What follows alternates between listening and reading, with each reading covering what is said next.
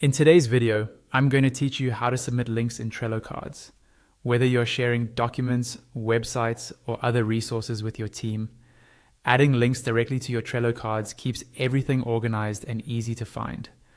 I'll walk you through the process step by step, and by the end, you'll know exactly where and how to add links so they're useful for everyone on your board. First, open your Trello board in your browser. This is the main view where you see all your lists and cards. Make sure you're logged into the correct account and that you're on the board where you actually want to add the link.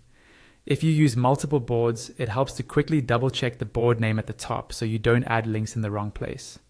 Next, find and click on the specific card you want to add links to. This could be a task card, a project overview, or anything you're working on. When you click the card, it will open in a pop-up or side panel showing all the card details, such as the title, description, comments, and activity. Now, one of the main places you can add a link is in the description field. Click into the description area of the card. If there's already text there, you can add your link at the end or weave it into the existing text. Simply paste your link into the description. Trello will recognize it as a URL, and once you save the description, it will become clickable. This is a great option if the link is central to the task or needs to be visible right at the top of the card. Alternatively, you can add your link as a comment on the card. To do this, look for the comment box that says "Write a comment" near the bottom of the card.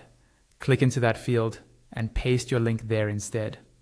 When you post the comment, the link will appear in the activity section. This is especially useful if you're sharing updates, multiple links over time, or want to keep a timeline of resources and discussions related to the card. Finally, decide where the link makes the most sense: in the description for permanent, high-level information, or in the comments for ongoing conversation and updates.